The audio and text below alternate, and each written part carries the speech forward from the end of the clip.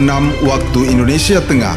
Inilah Radio Republik Indonesia Bau-Bau dengan Warta Kepton, berita seputar Kepulauan Buton.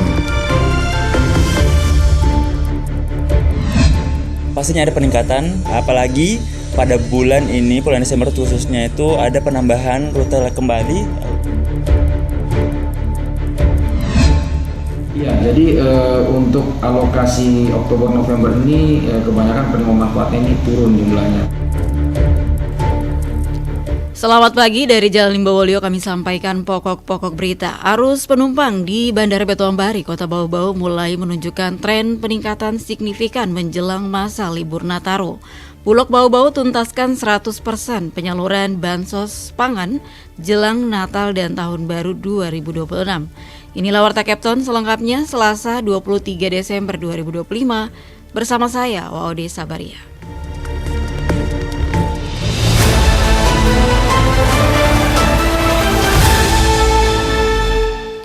Saudara, kita awali berita yang pertama. Arus penumpang di Bandara Betoang Bari, Kota Bau-Bau mulai menunjukkan tren peningkatan signifikan menjelang masa libur Nataru. Selengkapnya dilaporkan Afriansa. Pastinya ada peningkatan, apalagi pada bulan ini, bulan Desember khususnya itu ada penambahan rute kembali. Arus penumpang di Bandara Betoang Bari, Kota Bau-Bau mulai menunjukkan tren peningkatan signifikan menjelang masa libur Natal 2025 dan Tahun Baru 2026 Nataru. Lonjakan ini terpantau sejak dibukanya Posko Nataru pada 16 Desember. Posko ini akan beroperasi hingga 15 Januari 2026 mendatang. Penanggung jawab Kehumasan dan Publikasi Bandara Betoang Bari, Andi Muhammad Alifiansa Ahmad mengatakan aktivitas penerbangan kini lebih padat dibanding hari biasanya. Kembali beroperasinya maskapai Wings Air pada Desember ini turut menjadi pendorong utama meningkatnya volume penumpang. Pastinya ada peningkatan, apalagi pada bulan ini, bulan Desember khususnya itu ada penambahan rute kembali oleh maskapai Wings Air yang tentunya menambah kelonjakan penumpang baik yang datang dari Bau-Bau maupun yang akan berangkat dari Bau-Bau. Pihak Bandara Betoang Bari memprediksi jumlah penumpang pada periode Nataru tahun ini akan melampaui capaian tahun lalu yang hanya berkisar di angka 4.000 hingga 5.000 orang. Kehadiran maskapai Super Airjet yang kini rutin beroperasi di Bau-Bau diyakini akan mendongkrak total penumpang hingga mencapai 15.000 orang. Prediksinya tentunya ada lonjakan yang signifikan. Kita bisa melihat data yang ada dari tahun lalu itu cuma dapat 4.000, 5.000 penumpang. Yang tahun ini bisa sampai 15.000. Lebih dari 100% berarti ya. Guna memastikan kelancaran arus mudik dan balik, Bandara Betoang Bari telah melakukan persiapan menyeluruh mulai dari kesiapan personil hingga infrastruktur teknis. Bahkan Direktur Bandar Udara Kementerian Perhubungan telah melakukan inspeksi langsung untuk memastikan standar keamanan. Dalam hal teknis, infrastruktur, alat pendukung maupun personel di Bandara Betoang Bari itu sudah teruji atau telah melaksanakan inspeksi langsung oleh Direktur Bandar Udara. Mengingat kondisi cuaca yang memasuki musim hujan, pihak Bandara Betoang Bari mengimbau calon penumpang untuk tetap memantau perakiraan cuaca sebelum melakukan perjalanan. Reporter RRI Bau-Bau, Afriansa, terus mengudara untuk Indonesia.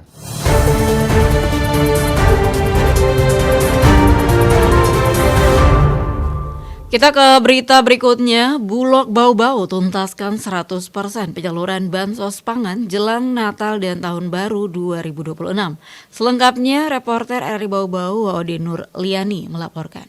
Progres penyaluran bantuan sosial bansos pangan di wilayah kerja Forum Bulog Bau-Bau telah tuntas 100% yang meliputi 1 kota dan 4 kabupaten di wilayah Kepulauan Buton. Bantuan ini telah tuntas disalurkan Bulog sesuai dengan target sebelum perayaan Natal dan Tahun Baru 2026. Kepala Forum Bulog Cabang Bau-Bau Hendra Dionisius mengatakan sejak pekan ketiga Desember pihaknya telah menuntaskan penyaluran bantuan dari Badan Pangan Nasional tersebut dalam bentuk beras dan minyak goreng untuk alokasi bulan Oktober hingga November. Setiap penerima manfaat memperoleh jatah 20 kg beras dan 4 liter minyak goreng. Ia menyebutkan daerah yang pertama kali tuntas penyalurannya adalah Kota Bau-Bau sejak awal Desember, sementara itu 4 kabupaten lainnya yakni Kabupaten Buton, Buton Selatan, Buton Tengah dan Wakatobi progresnya bertahap dan telah dituntaskan sejak pekan ketiga Desember. Iya, jadi untuk alokasi Oktober-November ini kebanyakan penerima manfaatnya ini turun jumlahnya dibandingkan dengan alokasi Juni-Juli.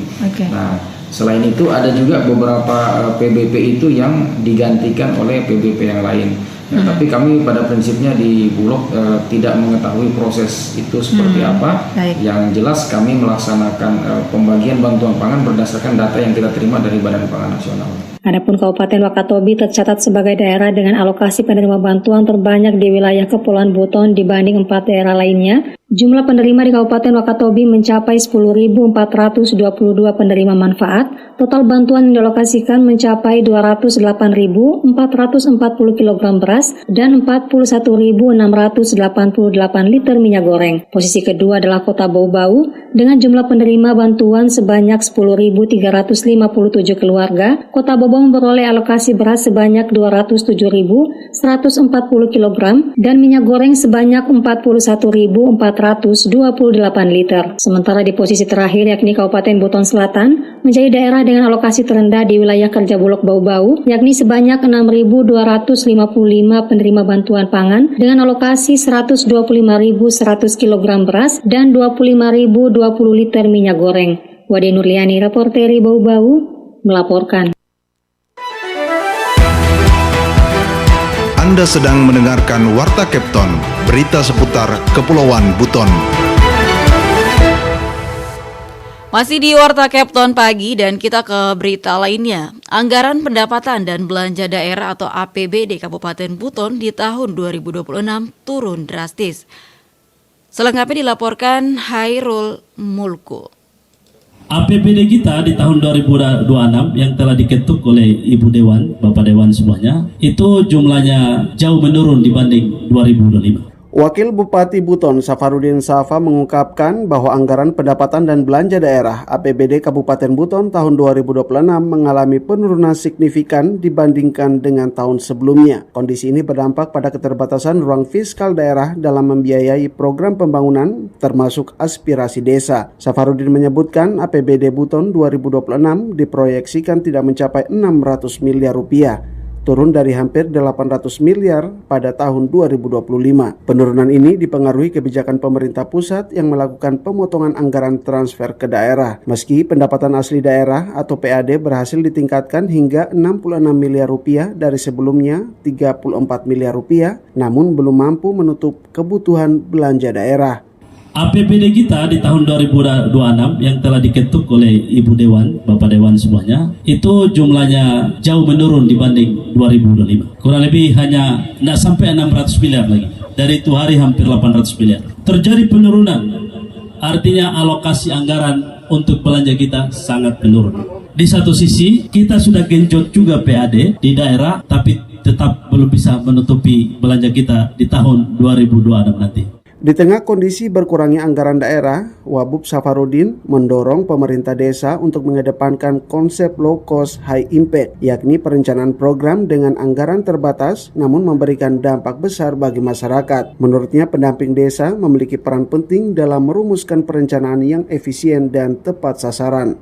Ini artinya para kepala desa yang disampaikan aspirasi-aspirasinya itu, kalau belum bisa dilaksanakan, salah satu sebabnya adalah karena memang posisi anggaran kita yang terbatas. Tapi saya kira dari pendamping desa ini jago-jago juga.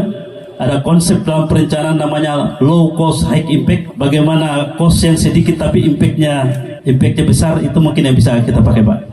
Saat menghadiri acara syukuran akhir tahun masyarakat desa Suandala, Kecamatan Lasalimu, Wakil Bupati juga menyorot belum sinkronnya perencanaan pembangunan antara pemerintah daerah dan pemerintah desa. Ia menilai program yang dirancang di desa belum sepenuhnya mencerminkan arah kebijakan pembangunan daerah, demikian pula sebaliknya. Sehingga hal itu menjadi tugas ke depan untuk menyambungkan perencanaan desa dengan perencanaan Pemda agar sejalan dan saling menguatkan. Dari Kota Bau-Bau, Hairul Mulku melaporkan.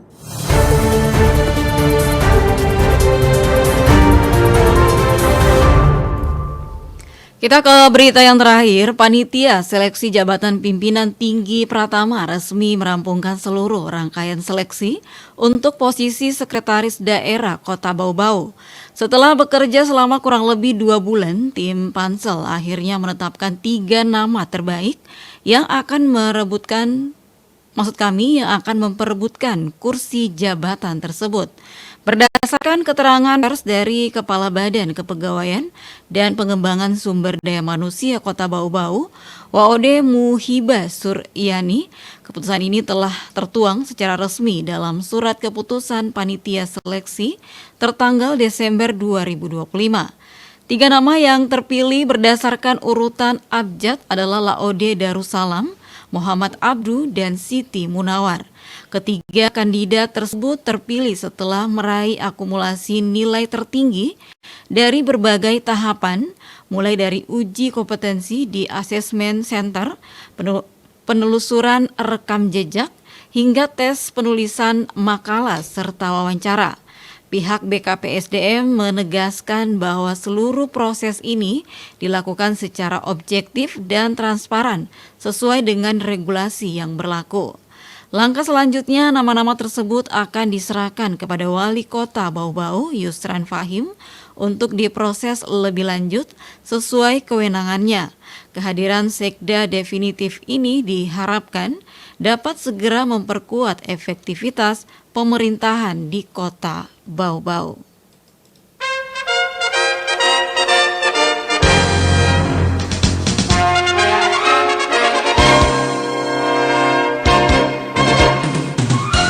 Saudara, sebelum kami akhiri, kembali kami sampaikan pokok-pokok berita. Arus penumpang di Bandara Betoang Bari, Kota Bau-Bau mulai menunjukkan tren peningkatan signifikan menjelang masa libur Nataru.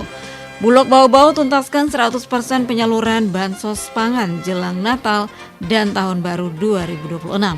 Demikian Warta Kepton hari ini, mewakili kerabat kerja saya ucapkan selamat pagi.